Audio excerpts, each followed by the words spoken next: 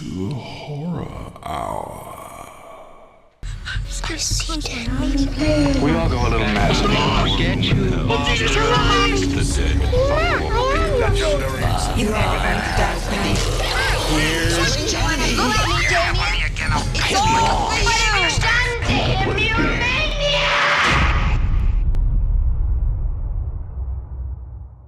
Well, hello, I'm Yutaka with the Horror Hour, and I've got here with me Vanessa and Joseph Winter. Do you go by Joseph? I should have asked. Yeah. Well, first off, how are you both today? We're great. How are you, man? Well, I just finished another rewatch of Deadstream. I've now almost hit the double digits. So, if that can't tell you how much I enjoyed the film, I got to see this at Overlook, and the audience response was incredible. So tell me what it's been like for you all just to see the folks that have seen this film. Well, we just got back from Beyond Fest, and I think that's been my favorite screening. Like, people are just laughing at every joke, and it made me start feeling like maybe I did make a good movie. It's like it's interesting. Like, we've seen it with a bunch of audiences, and we're always cringing, even if people are laughing or clapping. We're in the back of the theater cringing, and it was like so much time had gone by since the Overlook screening that Vanessa was at. There was probably a couple of months in between. And so when we watched it at Beyond Fest, we were a little bit more separated, able to enjoy it, and to, I think, for the first time, kind of appreciate what people were responding to. Yeah. Well, the jokes were hitting, honestly. Joseph, I loved to hate your character, so that was perfect. I was like, he's so vile, but I can't help. You were so charismatic on screen. What was it like being Sean Ruddy? That was it. That was actually my least favorite part of making the movie. Oh, because no. we'd done short films in the past. Like, I'd been putting myself in student films. Mhm. That was probably like 15 years ago. But moving into a feature was a completely different thing. And I don't think I was mentally prepared for that. So having to carry the character, especially having something that only takes place in 80 minutes real time, and shooting things months apart sometimes, and having to be like, okay, just a moment ago in the film, I was feeling a certain way. There was a lot of pressure in that way that I just wasn't experiencing. And I got a lot more respect for proper actors after this movie. Yeah. Well, we also didn't take very good care of him. I mean, he was in a bathtub for 12 hours, and he was like, "Can I pee?" And we were like, "No." I mean, No time. It happens. I just didn't tell you what I believe. Well, and then you also had a great co-star, Melanie Stone, who I believe, did you all do your own stunts? No. Oh, well, There- whew. we were so we So Melanie's role was very physical, though. She Yes. was in a lot of prosthetics that were very intense, and she's just so amazing. She's hilarious and terrifying. And as soon as she came on board, there was kind of this, for me, the style of the movie started to take place, like once we had a Okay. villain. And anyway, her role, she was like hanging from a rope. I mean, she was in a harness with a stunt coordinator, but her role was pretty physical. Yeah, I was just gonna say, like, Melanie, we subjected her to a lot of discomfort, and I think the only thing she didn't do was the gnarly stair fall. Oof. And getting hit with a chair. Also the drop from the ceiling. So there's only like No, that was Mel. Oh, that wasn't it? was Yeah, her. that was her. Yeah. that was her, yeah. Wow, she was just like game for all this. And again, this was such a fun movie. I will tell you, found footage may sometimes not be my favorite, but it's lately there's just been so much good found footage films coming out, and this was a blast. How long did it take you guys to, bring this to the screen? Because this is your feature debut, correct? Yeah. Yeah. Well, I'm kind of losing track of time now because a lot of it was spread out. Yeah, we filmed Principal over about a week, and then we spent another few months filming over weekends. Oh, wow. So we'd pick up a lot of the monster effects kind of spread out. As Troy Larson's our creature guy, as he was finishing certain key creature characters, we would just start planning for like another weekend, maybe like a month out or 6 weeks out. And then when he had the creature, we would go back to the location and keep filming. Yeah. And then I got pregnant by accident, and that slowed down the editing process. So I think it took us about a year probably before we had like a working cut, and then probably another 6 months of fine tuning. Does that sound right? Yeah, we had a completely different festival strategy in mind, and we missed the window because of the pregnancy and some other complications. So yeah, it's been probably, we shot 2.5 years ago. Does it seem? Or 2 years ago? 2 years, 2 years ago. Yeah. Wow. And again, where did this idea come from? Because there are several, I also want to talk on some of the scenes just because you guys got really creative, but I want to know where the story came from. I think we both have a different version. For me, there was like this appeal of making a movie that nobody can stop you from making, right? It's small enough in its concept. And Joseph has always kind of been the secret weapon because he can act. And so we were kind of playing around with the idea of that, kind of this one man show. And then at some point, an exploding head was pitched. And I was like, okay, like if this becomes like a found footage movie where we try to earn it becoming like something an else. 80s like creature crazy movie by the end, and that became like the creative challenge that I like really latched onto. But you kind of latched onto a character at the beginning. Well, but it became something different, and I'm glad that it did, because I think what it is now is what it needed to be. But the original idea that I had was, okay, I'm in a haunted house, but I'm pretty much me, except a really scared version of me. There was no controversy around Sean, and it's just one camera pointed at his face, and all the ghost stuff happens off camera with sounds, and maybe there's one cool shot where you can see something in the background, and that's like the gimmick of the whole movie. And Vanessa said that was a really bad idea, and it was, and it hurt my feelings. But then later we started like adding to that until it was not a do-it-yourself kind of project, and we needed to build at least a few member team of support with specialized skills. But still, this ended up being something where everybody wore multiple hats, especially Jared Cook, our producing partner and DP, who's also post supervisor, rotoscoping out cables. Yeah, and, like, he fixing made the problems. apps and designed all the camera rigs. This guy is a he's a Yeah, so we couldn't have done it without him. And then, I mean, it feels like I feel bad mentioning anybody specifically because of how much work everybody did on it and what they were willing to do. But yeah, I mean, kudos to everyone though. Again, it was so much fun. And one thing I loved that you don't see often in found footage is you had your mixtape. And so we kind of had a score throughout the film. And I was just like, how come no one's it was kind of a game changer, because I was like, okay, I was already feeling the film, but I'm like, I was really just whose idea was that?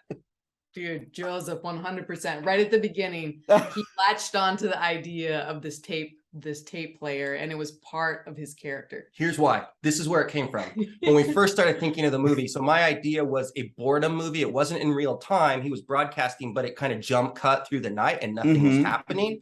And then it was all leading to this moment where it was a gearing up montage where he realizes he can't do anything but try to fight the ghosts. And in my mind, it was going to play music during this montage. And then when Vanessa was saying, okay, but it's real time, and it's kind of, so you're forced to be diegetic like that, I started thinking, well, how can we still earn a gearing up montage? And then that's when the idea of like, well, what if he's playing music throughout the thing? Then he can play like a thumping song while he's like gearing up with the holy water and stuff. So that's basically where that came from.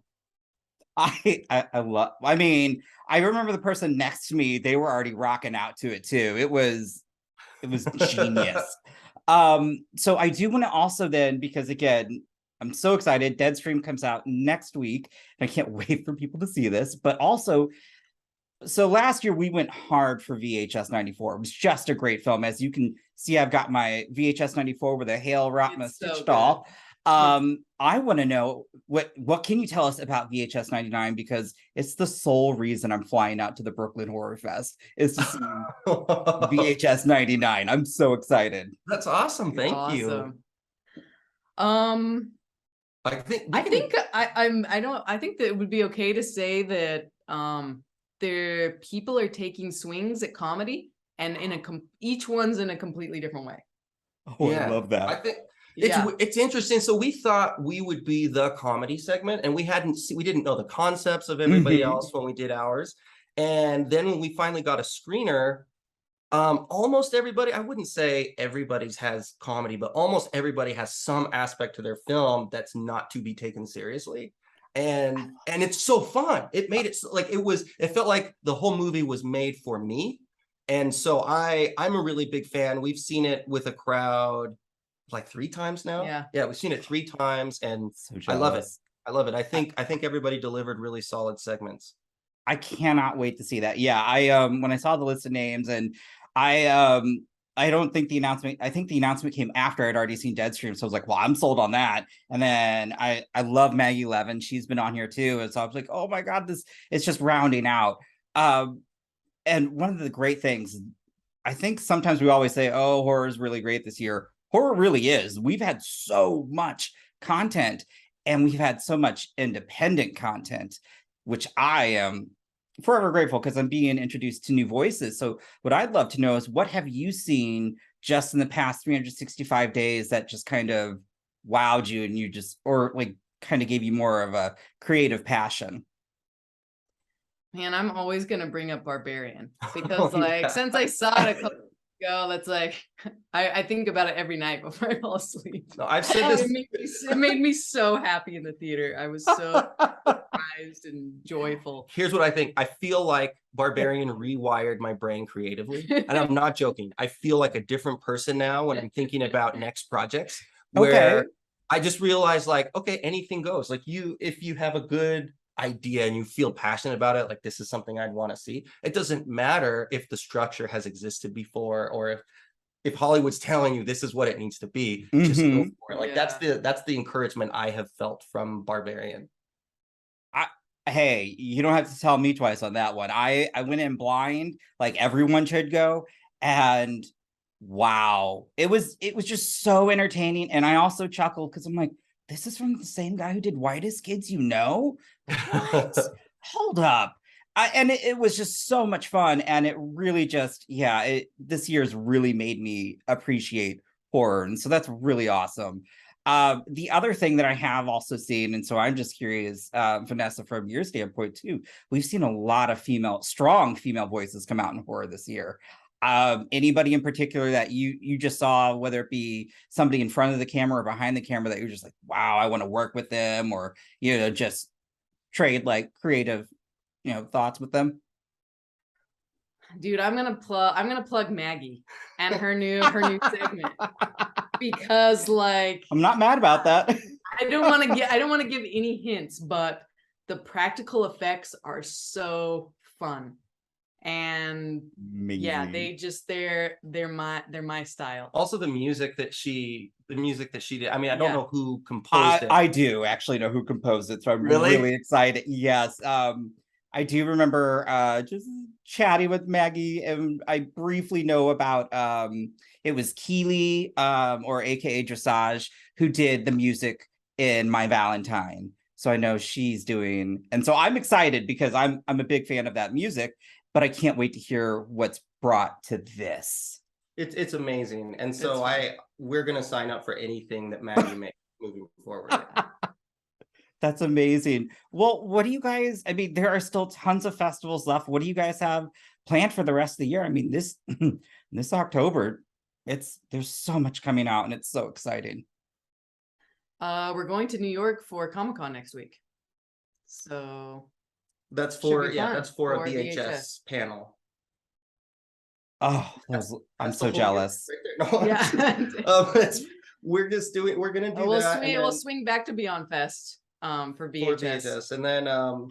And then just trying to see what happens with Deadstream and how people take to it. And I think that I'd love to do more podcasts like this and just talk about Deadstream. I think well, really fun, actually. my co-host isn't here, and I'm going to tell you right now, he's already jealous because he's the big found footage guru on our channel, and he couldn't make this. So I guarantee you, like, are they going to come back some? I have to, talk to you more about Deadstream. But I think that's great that there's also just this push around Deadstream and also VHS 99. And I think you guys are at a great home with Shudder because there's just so much coming out on Shudder. And I mean, They're so great. Isn't Shudder almost too good to be true?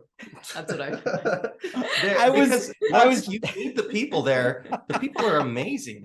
They've treated us really, really well. Yeah, we love Shudder. joking with somebody. I was like, if you don't have Shudder, you don't like horrors. Like, don't put that out there. I was like, I'm just kidding. But no, really, Deadstream, it's a lot of fun. I have to say thank you for taking time to speak with me, but also just getting to chat with you and hear about VHS 99. But again, Deadstream is just, I can't even tell you how much fun and how much I appreciate it, because I saw the screener before going to Overlook. And because I saw the screener, I was like, I need to see this on the big screen. Oh, that's so That's that's how much I just fell in love with it. So again, I wish you guys the best on what you have next. I hope I'm just gonna manifest that something with Maggie, because that would be incredible. But if not, I just want to see you guys do more horror because I'm so excited. So just again, thank you. Hey, so nice to meet you. Yeah. Yes. You have been listening to the Horror Hour. See you next time.